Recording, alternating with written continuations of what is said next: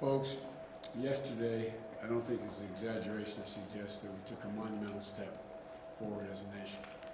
We learned that our economy created 5.6 million jobs since we took office on January 20th, reached an unemployment rate of 4.6%, 2 full years earlier than the vast majority of economists projected that would happen.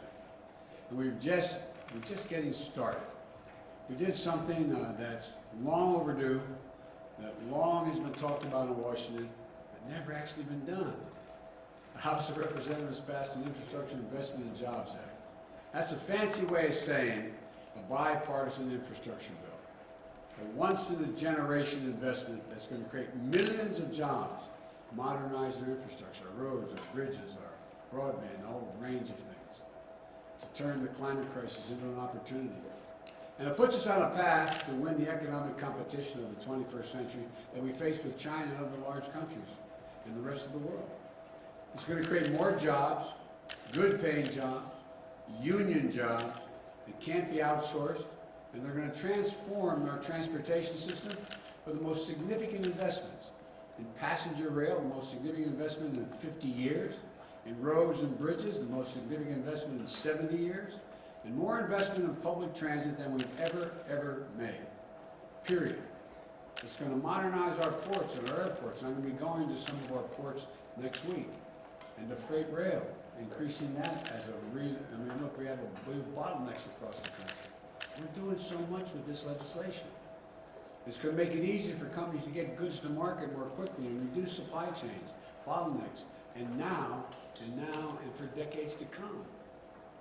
You know, and according to economists, this is going to be ease inflationary pressure, not increasing, ease inflationary pressures by lowering costs for working families. It's going to create jobs replacing lead water pipes. So every American, every child can drink clean water, improving their health, and putting plumbers and pipe fitters to work. How long have we been talking about that? It's a gigantic issue. Jobs, making high-speed internet affordable and available everywhere in America.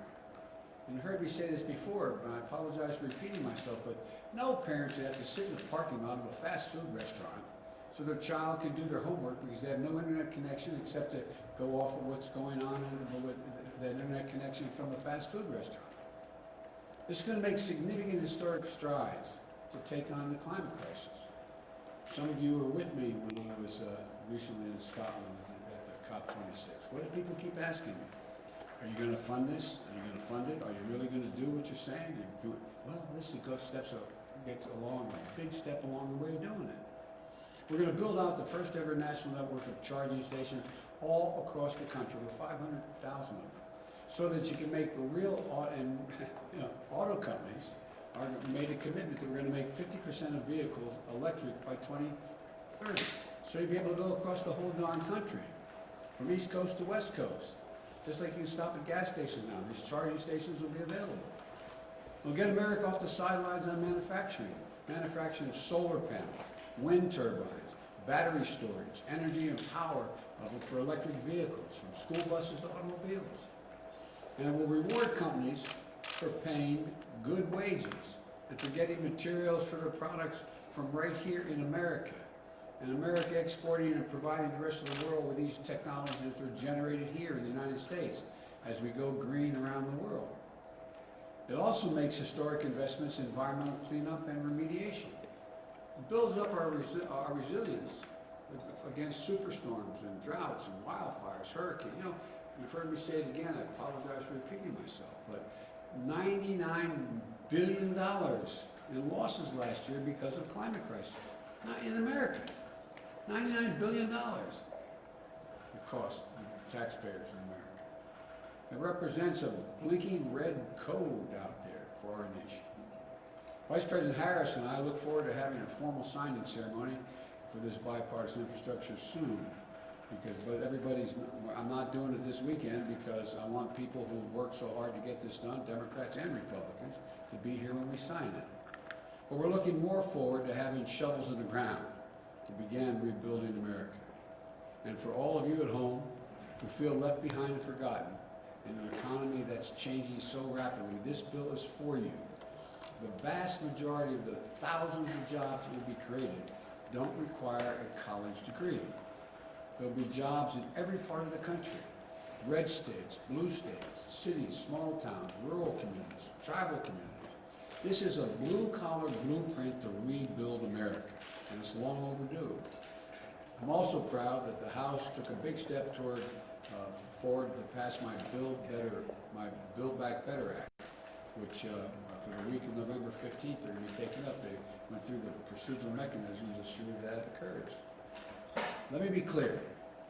We will pass this in the House, and we'll pass it in the Senate. The Build Back Better Act will be a once-in-a-generation investment in our people, getting America back to work by reducing the cost of child care and elder care, getting millions of women back in the job who have to stay home because they cannot afford the child care or the health care for their parents, providing universal pre-K for every 3- and 4-year-old child in America, and increasing their academic achievement potential significantly, making health care more affordable, lowering prescription drug costs, tax cuts for working people and the middle class so that folks have just a little, I know you're tired of hearing me saying, my dad used to always say, as a middle class guy, we just need a little breathing room. It's going to reduce child poverty in this country, by the way, by 50%. We're already on track to do that with the child tax credit we passed in our last piece of legislation. And this bill is fiscally responsible. That's a fancy way of saying it's fully paid for. It doesn't raise the deficit by a single penny. And it actually reduces the deficit, according to leading economists in this country, over the long term. And it's paid for by making sure that the wealthiest Americans, the biggest corporations, begin to pay their fair share. Again, you've heard me say it 100 times. Why should 40 or 55 corporations made over $40 billion in the last couple of years, why should they pay zero in tax? I said, I'm a capitalist, I'm not a socialist, but the bottom line is everybody should pay their fair share. Zero in taxes? Come on. And so, and keep my campaign commitment, it does not raise a single penny in tax for anyone making less than $400,000 a year. Say it again. Folks, no matter what they tell you, you're going to find out.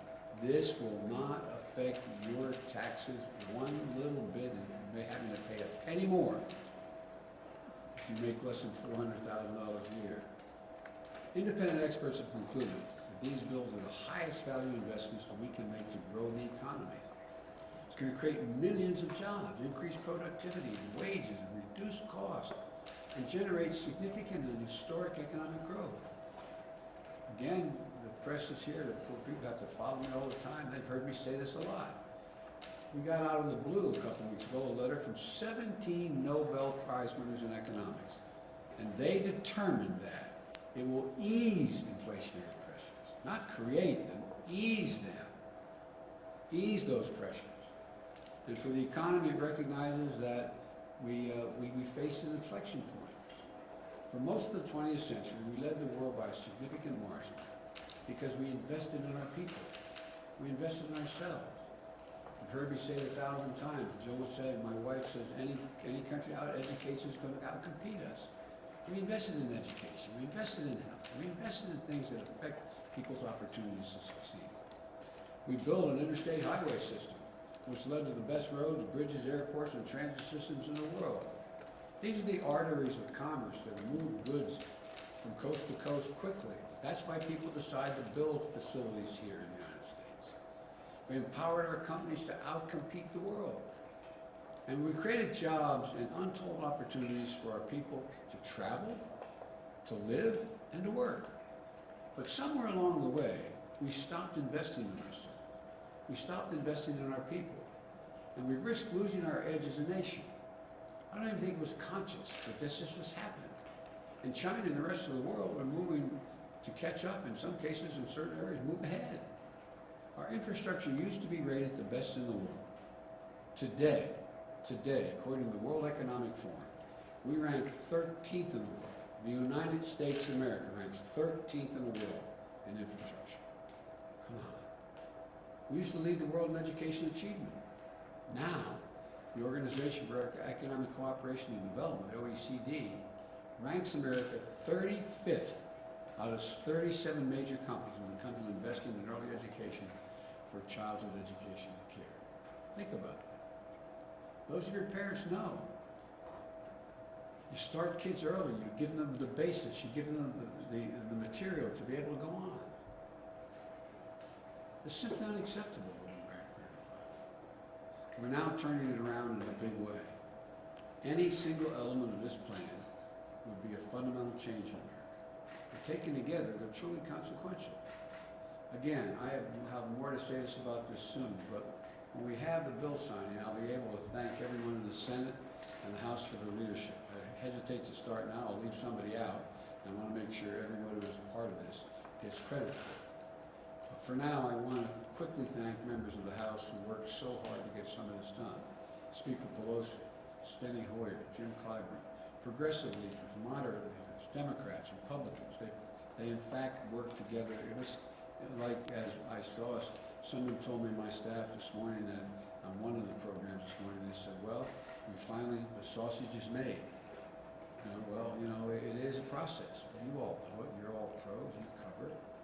The American people have made clear one overwhelming thing, I think, and I really mean it. All the talk about the elections and what do they mean, and they want us to deliver. They want us to deliver. Democrats, they want us to deliver. Last night, we proved we can. On one big item, we delivered. I want to close with this. For much too long, working people in the middle class of this country have been dealt out of the promise of America. That sounds like hyperbole, but I really mean it. Some of you may remember when I ran, I was legitimately, it was appropriate to be criticized. I'm not complaining about being criticized, but when I said I was running for 3 reasons. I wanted to restore the soul of America, bring back some decency and honor in the way in which we dealt with one another. The second reason was to rebuild the backbone of the country, the middle class. The wealthy are value added to the country. But they didn't build the country. Hard-working middle-class folks are the ones that built this country. They're the ones that built the middle class. They're the ones that built the backbone of the country. And what I decided to do was I said we have to begin to build the economy from the bottom up and the middle out. Well, folks, that hadn't been the case. I'm so tired about trickle-down economic theory that I'm trickled out. The idea that, and I asked the rhetorical question, when the middle class has done well, when do the wealthy never have it? When, any time, the wealthy not done extremely well as well? Come on. We've got to give working folks a real chance. A chance. And so, folks, there's an awful lot more to say about this, but today, I think, has just been a good day. It's time to deal folks back in. As you've heard me say it again, I make no apologies for it. These bills, in fact, are the 2 bills we're talking about, the Build Back Better bill, which we're going to be working on now, and this bill, are all designed to give ordinary people a fighting chance, to begin to sort of level the playing field just a little bit, not punish anybody. I've long said it's never ever been a good bet to bet against the American people. Never. And that, what it really means is, bet on the American people. Give them a shot. Give them a shot. That's what these plans do. They bet on average Americans. They believe in America. They believe in the limitless capacity of the American people. If you look at the history and the journey of this nation, what becomes crystal clear, not a joke, given half a chance, the American people never, ever, ever, ever, ever, ever let their country down. We're about giving them a full chance this time. And when we do, there's going to be no stopping us. I truly believe that 50 years from now, folks are going to look back and say, this was the moment, this was the period, this year and the next couple of years, when America decided to win the competition of the 21st century, to get in the game full bore. So my message to all the American folks is, let's get to work. Let's get this done. God bless you all, and may God protect your troops, and I'll take a few questions. To what extent did the election result help propel this bill to the finish line? And how were you able to bridge the gap last night between moderates and progressives? Well, I'm not being facetious with the answer I'm about to give you, but I don't not going to be a prognosticator and make a judgment of how the election could or would have been different. Each state is different, and I don't know. But I think the one message that came across was get something done. It's time to get something done. Stop talking. Get something done. And so I think, again, that's what the American people are looking for. And I think it's a legitimate, and when you ask how we were able to bring things together, well, you know,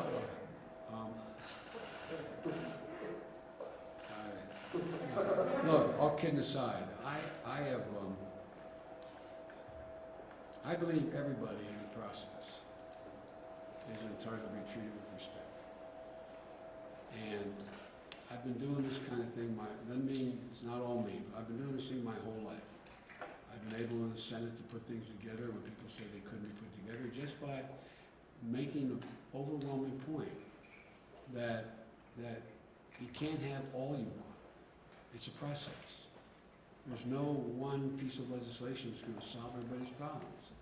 So I spent a lot of time, as you probably heard, with a lot of people, both political parties and within my party, saying, look, if we move on what's here in this bill, that is the infrastructure bill, it is a game changer in a half a dozen ways. The fact that it has too much of what you don't want and more than you, and not enough of what you don't want, just let's be reasonable. Let's take a look at this. Let's do what we all agree at a minimum is in the interest of the American people. And if you want to add more, we can fight about it later. If you want to subtract something. I've never voted for a major piece of legislation, an omnibus bill, that I was for every piece of it. People say, well, how do I explain this? I said, well, you explain to the American, your constituency, and I'm not telling you how to do it, but you go home and say, this is what it did. It had one piece in here, there's not enough money for this, or there's too much money for that, but overall, this has been a gigantic benefit to my congressional district. And so I spent a lot of time taking questions from both, and by the way, everybody at the end of the day, I have to admit, dealt with me fairly. I mean, they were, and part of the process, and it's probably more than you need to know, but part of the process is getting to know all the people personally again. I've been out of government for 4 years. I used to do this every day. I used to know about everybody's district I was working with when I was vice president. I know them. I'd call up and say, hey, Charlie or Harry or Mary. And so it's getting to know a lot of these people, to build trust. Because everything I say I'm going to try to do, I will try to do. And I think that's also part of the process. And so hopefully it can continue. Mr. President, you just alluded to it there, Mr. President. 2 questions. You are arguably the most legislatively experienced president we've ever seen. But to get this first agenda item over the finish line, you need Republican votes. Sure. You are not going to have Republican votes, though, for your Build Back Better agenda. Isn't it doomed? And then my second question, Mr. President, OPEC Plus has snubbed your call to pump more oil. When will you respond with an SPR release? Well, first of all, I'm not anticipating that OPEC would respond, that Russia and or Saudi Arabia would respond. They're going to pump some more oil.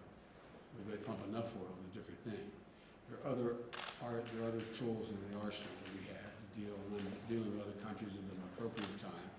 I will talk about it, that we can get more energy in the pipeline, figuratively speaking.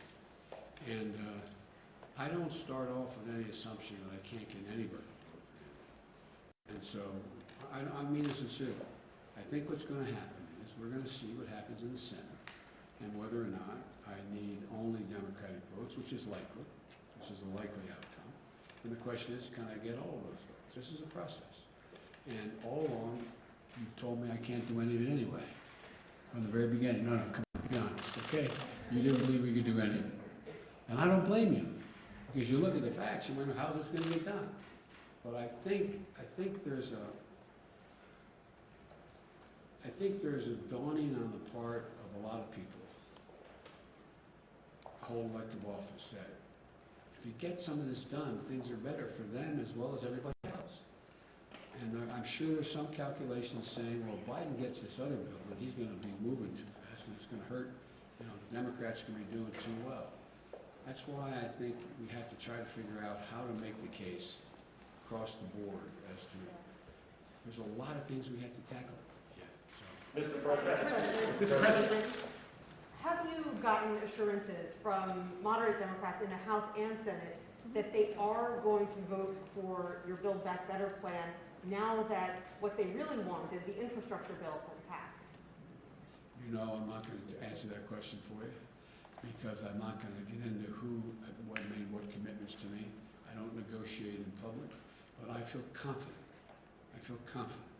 that we will have enough votes to pass the Build Back Better plan. What gives Mr. you that President. confidence? What gives you that confidence?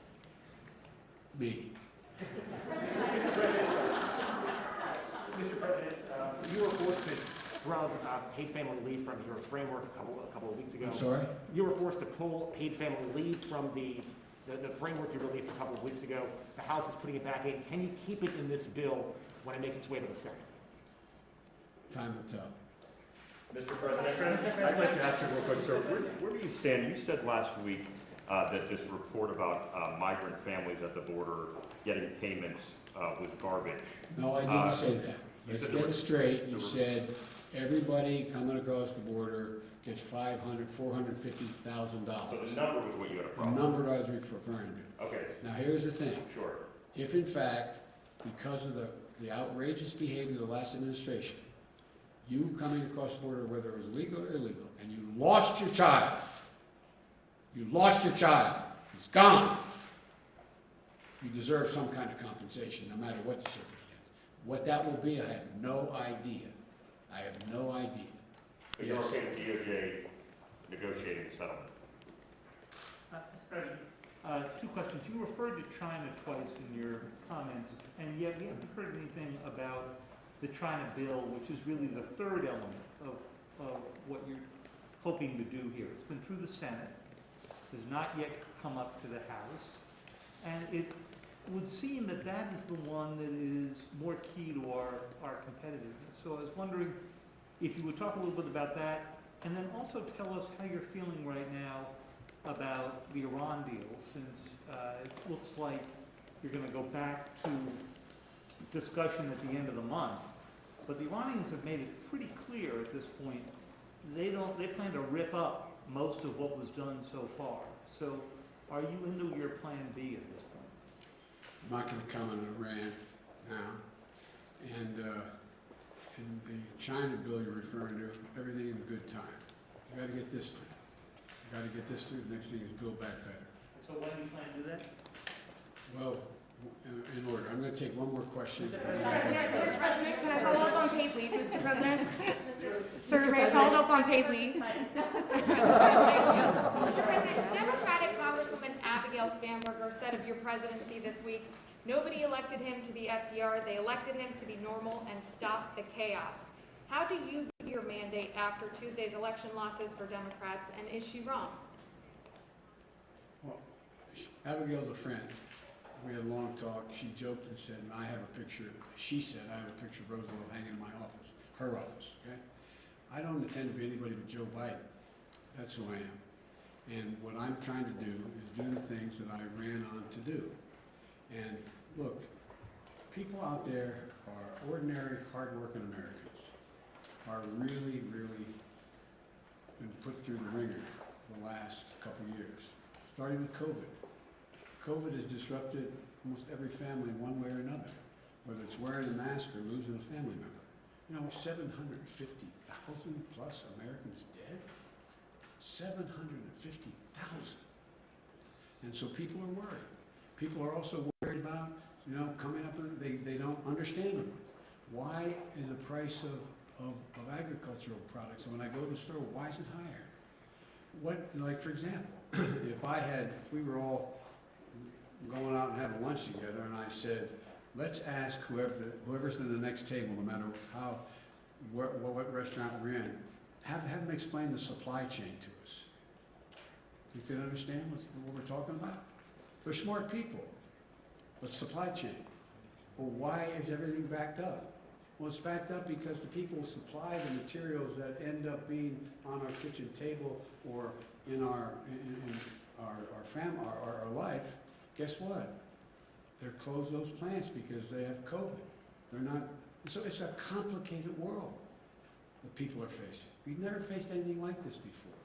I mean, I'm not saying it's the worst of every time in American history, but we never faced anything this sort of defiant of understanding of what's going on.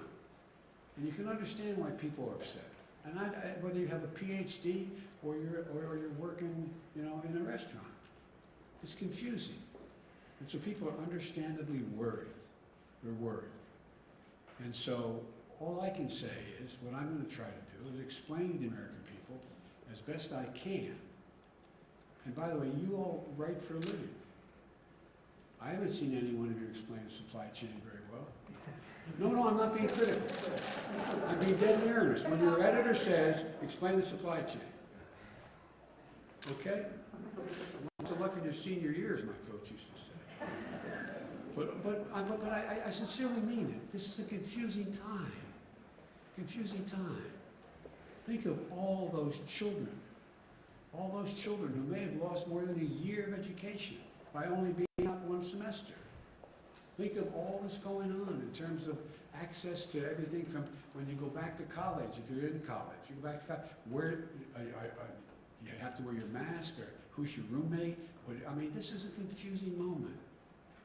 And it seems to me that my job as the President of the United States is to try to figure out, myself as well, what is most needed to put people at ease and let them know there's a way through this. There's a way through this. The world has never been here before. That sounds like hyperbole, but think about it. Think about it. This truly is one of those inflection points in history. All the pieces of the board are moving, both in terms of the relationships among and between nations, as well as the pieces of what employment future people have. How do we do this? And so this is a confusing time, but I promise the American people, I have one focus. How do we give you some breathing room? How do we get you to the point where we take pressure off you so you can begin to get back to a degree of normality and we move to a different place? And this time when we move, by the way, everybody internationally uses Build Back Better now. When I used the phrase initially, people looked at me like, Build Back Better. Well, what it means, we're the only country in the world gone through a crisis, that goes through a crisis and come out better than we were before the crisis occurred. That's building back better than it was before. So this is the process. And I just, you know, we're going to see. Take it every day, every moment, one moment at a time. I'm going to get in real trouble. This is the last question I'm taking. You can decide who I'm pointing to. Sir, when do you expect to see the impact of the infrastructure bill? And when do you think the Build Back Better bill will be passed? By Thanksgiving, Christmas? I don't want to make your job easier. I don't want to give it, I know the answer exactly when it's going to be passed. And I know exactly how it's going to. When can Americans see the impact of this bill? So when Well, they'll see the effects of the bill, this bill, probably starting within the next 2 to 3 months, as we get things, shovels in ground and the ground, and people being told they're going to be working in the following things, and things are going to move. It is a bill that's paid out over a number of years. And so, but the biggest thing it does is give people you're going to have people going, oh, okay, well, I guess I'm going to be able to keep my job, or I'm going to be able to get a job doing that, or I'm moving. So I can't tell you that any of that with precision. If anybody can, then they ought to go into fortune telling. But it's going to be a provision, a bill that is going to have a profound impact over time. It's a little like, and I'll end with this, a little like when we first came to office. And a lot of this has to do with this lady right here, the vice president. It's not all me. I I used to stand there and have to listen to the president. She's got to stand there and listen to the president, but she deserves an enormous amount of the credit. But here's the deal. When we came to office, we were told virtually by everybody, you can't get this economy moving. Remember when they told me there's no way I could get, 2 million shots a day into people's arms in the beginning. There's no way I get 200 million, so no way I could get the vaccine. There's no way, no way, no way. It's understandable. I'm not criticizing people who said that, because these things have never been done before. It's never happened before. And so we got to work. I agree, I am a congenital optimist.